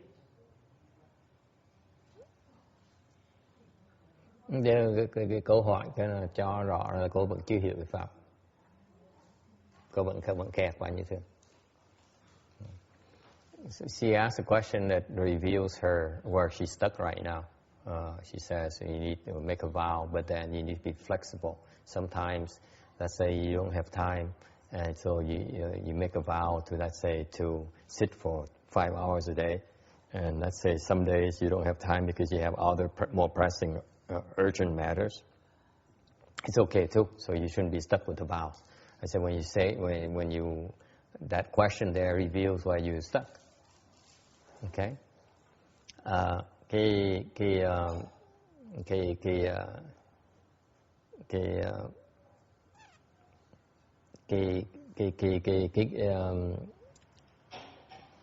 This is more subtle than I'm prepared to go into. Cái này nó hơi phức tạp một tí. Tôi không biết sao giảng được quý vị ra cái phần này. But basically, yes, basically her question is right, but that's just simply common sense. Cái đó là cái thực tế của mình. Lập nguyện nó cũng chừng đó thôi. Đều không cần cái đó. So it's not, that doesn't even deserve to be asked. Thành cái câu hỏi không cần hỏi nữa. Cô vẫn chưa thấy được cái phần kia là cái người Bồ Tát đó, người ta thấy cái vô minh của họ. Hiện bây giờ trước khi mình được giác ngộ, mình còn thấy vô minh của cái ngã. Còn khi cái ngã nó không rồi, họ còn thấy cái loại vô minh khác. Họ phải cần cái pháp để phá cái vô minh đó. Before you empty yourself, okay? You see the need to follow a dharma, practice a dharma to empty yourself. Once you empty yourself, these people have special wisdom. They still see something else, okay? They still see themselves being stuck somewhere else, okay? And therefore, they still need to attach to a dharma that enables them to escape from those traps. Thành họ thấy được, họ có được cái trí huệ. Họ có trí huệ, nhưng họ vẫn hiểu là họ vẫn bị kẹt như thường. Họ phải cần cái pháp để giúp họ thoát cái kẹt đó. Thành phải lập nguyện. Cái pháp đó là cái nguyện. So the dharma is still the making vows dharma to help you obtain escape. Okay? Anyone else? Ai thắc mắc gì nữa không?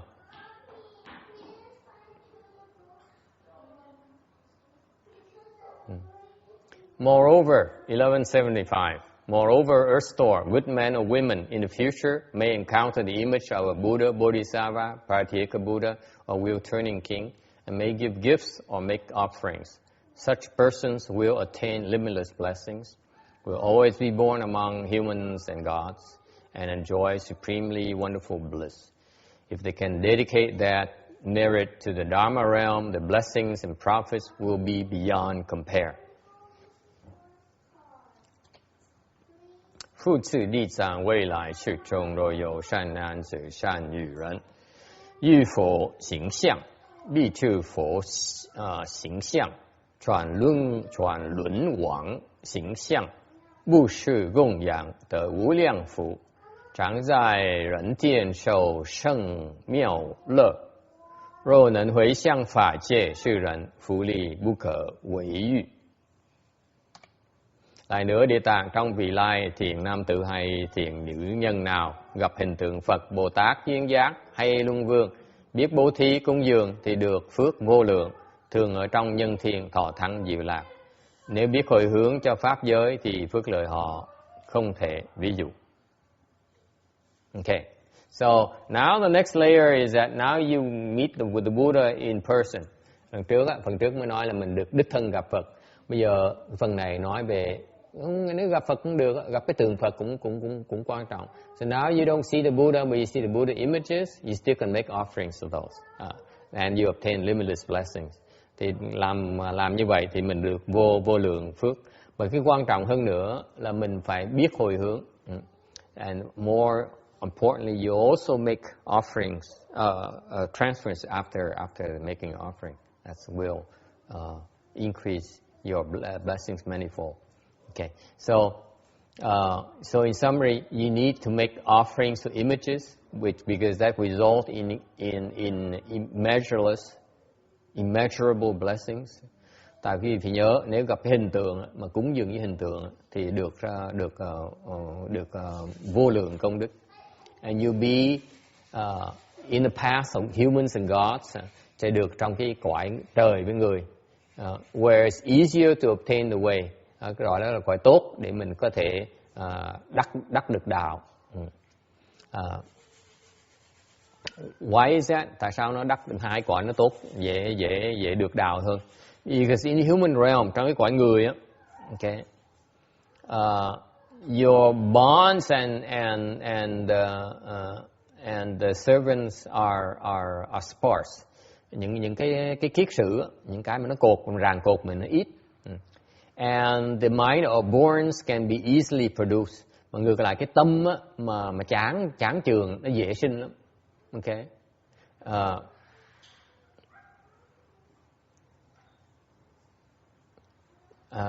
Let me elaborate a little bit on this. Nói về cái gì, nói giảng thêm tí xíu, tại vì nó có liên quan tới cái câu chuyện ngày hôm nay, because it's related to what happened, the story today. Okay. This is why in human realm, ngay trong cõi người mà quý vị sanh làm người đàn ông là quý vị có phước hơn, thường người có phước hơn sanh làm cõi người đàn ông. Usually, even in human realm, the people who have more blessings tend to be born as males. Sinh làm người đàn ông chứ không phải người đàn bà. Okay? Tại sao như vậy? Why is that? Because that the born's mind can be more easily produced. Cái tâm mà chán chường nó dễ người đàn ông nó dễ sinh hơn. Quý vị để ý chứ coi. Think about it, folks. The men get bored a lot more easily. Cái người đàn ông á, nó dễ chán lắm hơn người đàn bà. Isn't that right? Kim disagrees, or is it funny? You said men get bored more easily? Yeah, it's easier for men to get bored, mine are borns, than the women. You're not sure. You disagree. Well, I've seen an awful lot of cases where women get bored in about 3 seconds, so that's pretty quick. Yeah. Yeah. A lot of women get bored just really quick. Yeah. It's true. It's true in your world. It's true in your world. That's true. Yes. Good-looking young women get bored in about Yes, that's true. half a minute. That's true. That's true. More for the Westerners. I'm referring to, I have to agree with you, more so in the Asian cultures, in a prior generation. Even this generation is the same as the Westerners. Okay. Cái này ông nói đúng, ông nói là cái thời này người đàn bà, nhất mấy người đã có nhan sắc, ta chán chừng lẹ lắm. Tôi nói tôi phải đồng ý đó. Bên da trắng họ như vậy. Mấy người mà ta có nhan sắc người da trắng á, ta chán rất là lẹ. Người đàn bà chán rất lẹ, rất đúng. Tôi nói cái này về cái người Á Đông mình, nhất là không phải đời này người Á Đông cũng giống người da trắng rồi. Cái đời trước á, so the prior generation for the Asians is different. Okay, the men get bored more easily than the women. Cái đời trước á, người đàn ông á dễ chán hơn người đàn bà. Like Kim's generation, the men get bored more easily than the women. Đúng không? Isn't that right, Kim? No. Cô đâu có biết được, mấy cô có biết không? Có yêu chưa?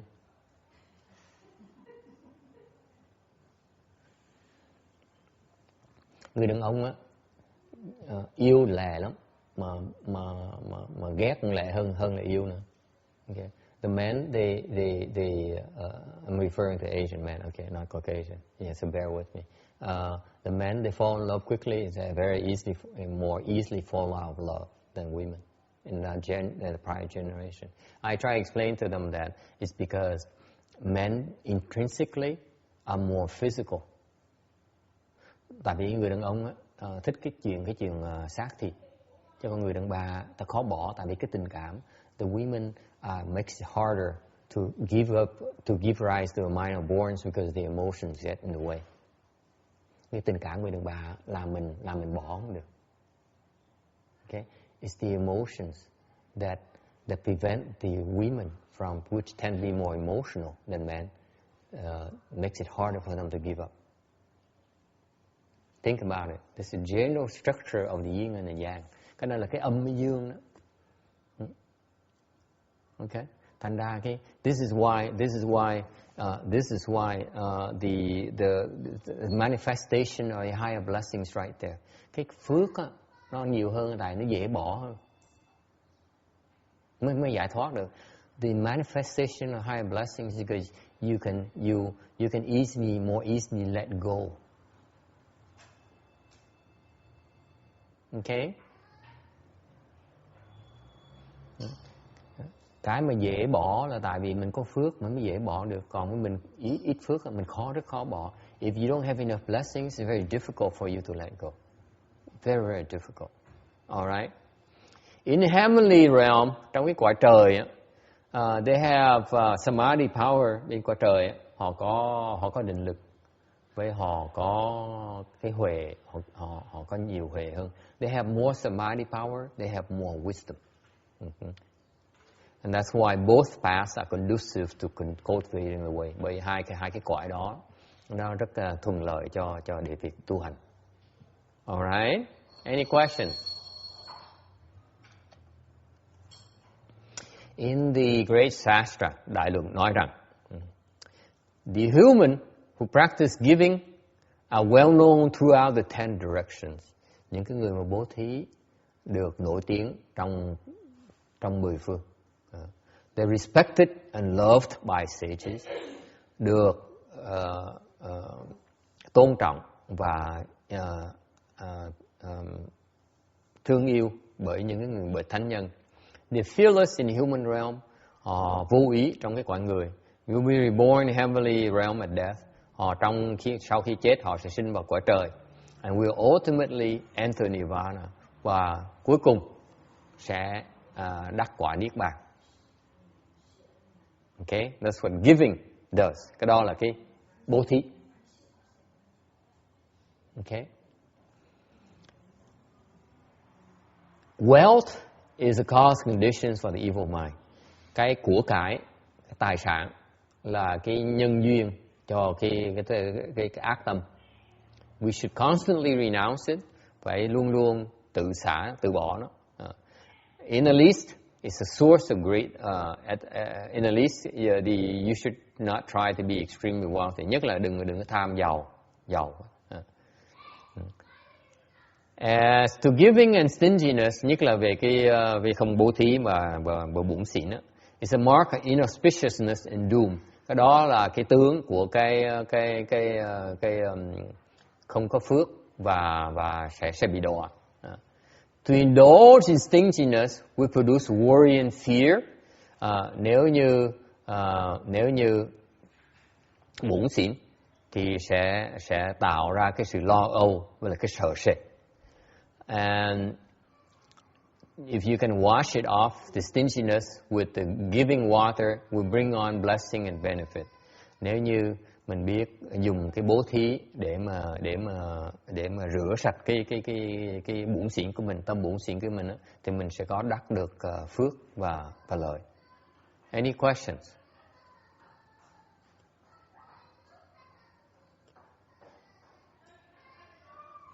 Okay. 1180, 1180. The Buddha explains there are two kinds of giving. Dharma giving is foremost.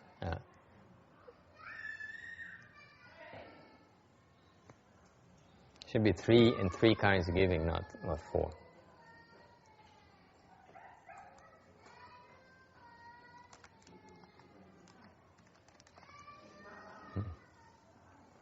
If all kind of giving, Dharma giving is foremost. Phật giảng rằng trong tất cả những cái loại bố thí thì pháp bố thí là quan trọng nhất. When you give wealth, nếu mà bố thí cho tài sản thì your retribution is limited. Cái quả báo nó có hạn chế. And you get the desire realm retribution. Mình được cái quả dục giới quả báo. Whereas when the Dharma giving, ngược lại cái pháp thí thì the retribution is unlimited, cái quả báo nó vô tận, and you get a triple realm retribution and transcendental. Pháp thí thì quý vị đắc được cái quả của tam giới với cái quả xuất giới. If you give not for fame, wealth, benefit, power, influence. Nếu như bố thí mà không phải vì danh, vì của cải, vì lợi, vì quyền, vì lực. Okay. Instead, you give for studying the way. Ngược lại, quý vị bố thí để mà tu đạo. And you give rise a great mind of kindness and compassion. Và để khởi cái tâm tại từ đại bi. And to cross over living beings, để mà giúp độ chúng sanh. It's called pure Dharma giving. Cái đó gọi là cái tình pháp thí. Okay. Any questions? Ai thắc mắc gì không?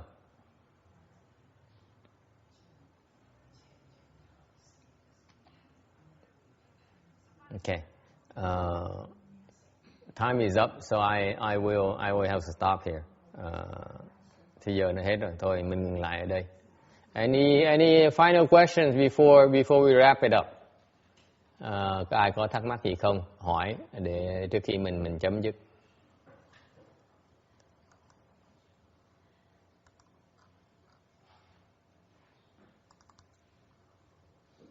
No questions?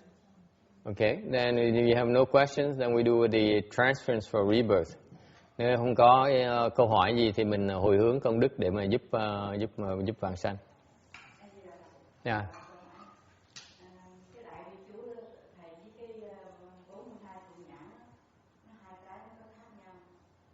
The question is the Great Compassion Mantra and the Sutra, the 42 hands and eyes Dharma, are they the same or different? Quý vị nghĩ sao? What do you think?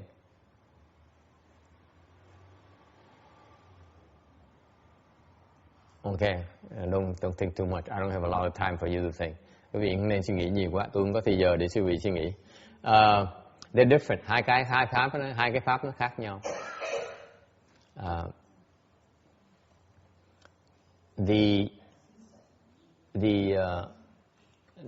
My teacher gives the analogy of ngài Tiến Hóa, ngài cho ví dụ do cái dụ giống như là cái chú Đại Bi là cái chân, hai cái chân. He says the analogy is that Great Compassion Mantra is like your legs, and the 42 hands and eyes your hands. Cái thủ nhãn là giống như hai bàn tay của mình vậy đó. Công dụng nó khác nhau. They're different uses. They're equally important. Hai cái đều quan trọng. như nhau và công dụng nó khác nhau. Okay?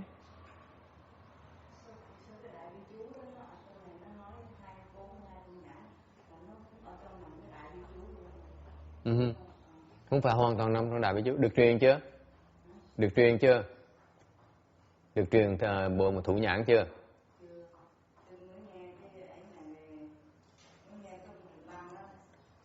Băng của ai? Băng của ai? Ai nói? Ok. Phải cẩn thận á, nghe tầm bậy, có nhiều người đang giảng về truyền pháp tầm bậy tầm bạ nơi á, thành đi học là chết.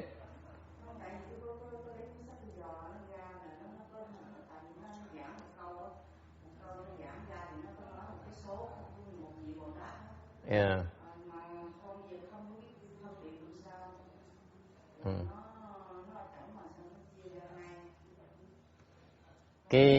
Cái thủ nhãn á, là cái dụng của cái chú Đại Bi.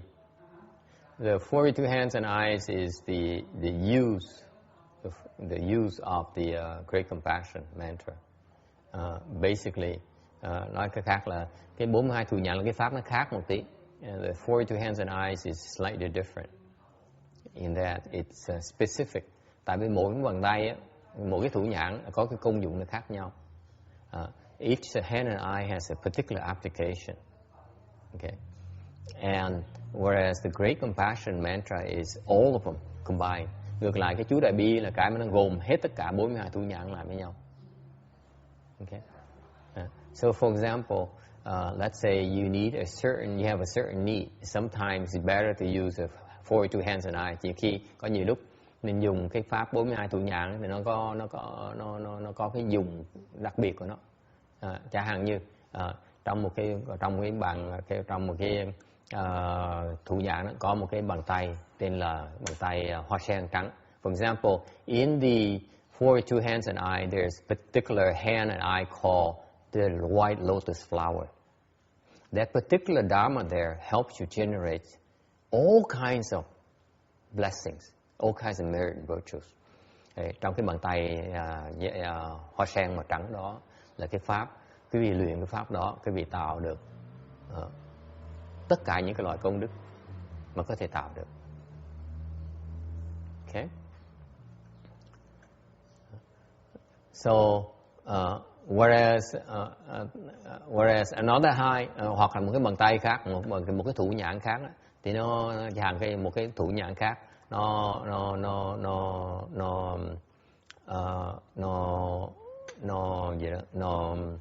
điều khiển quỷ thần. Điều khiển quỷ sợ. Điều khiển mấy voi với cọp. For example, another hand and eye, okay, another hand and eye is the jade ring. Một bàn tay khác là cái bàn tay, cái thủ nhãn là cái bàn tay của cái vòng ngọc. Cái vòng ngọc đó là để điều khiển voi với cọp. It's to command the elephants and the tigers, among other things. Okay, so you command the beast, the kings of the beast. Okay, tức là mình có thể điều khiển những cái loại vua của loài thú. So mỗi cái dùng nó khác nhau. So each hand has different use. Whereas the Great Compassion mantra ngược lại cái chú Đại Bi là một cái chú là cái pháp nó gồm hết tất cả những cái đó. It encompasses all those dharmas. So therefore it has a broader use. Tại cái dùng nó rộng hơn. Okay? So it's different use altogether. Okay? Now the thing about the hand and eye dharma, cái pháp bằng thủ nhãn là cái pháp mà phải được truyền. The hand and eye dharma you need to be transmitted before you can practice. Cái pháp đó phải được truyền mới được luyện. Okay?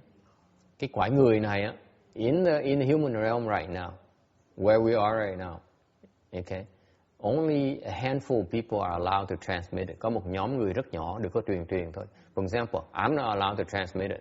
Dạng như tôi không được có quyền, không được phát truyền. Okay. So, and I would never be caught trying teach you the Dharma. I'm not allowed to transmit. Tại tôi không bao giờ dám truyền cái gì một cái pháp mà tôi không được phép truyền. Như vậy là I'll be doing stealing Dharma. Tôi không cấp pháp. Cái đó là mạt rệp. Là sau này tu huệ nó không phát ra, không được ai truyền, không ai được dạy, không ai dạy pháp mình hết. Not only you commit the offenses against your teacher, against the Dharma, in the future, no one will teach you, and in the future you have a hard time unfolding your wisdom. Okay? You don't want to practice Dharma tap. Không bao giờ ăn cắp pháp hết đó. Né cái chuyện đó. Okay? So anyway, in human realm, you must be transmitted.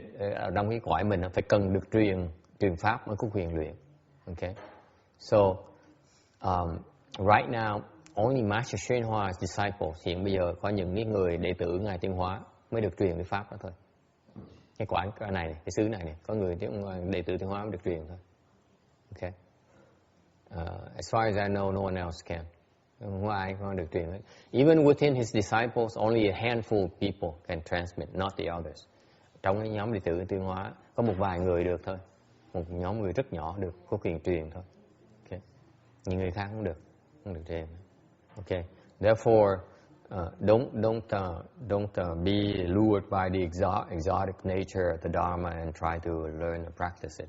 Đừng có vì thấy cái pháp nó đặc biệt nổi cái lòng tham mà đi học lóm mà để mà tu luyện, cái chuyện nên là not worth it. Okay? Rõ ràng không? Không được truyền, không được tu, mấy cái pháp nó không được tu.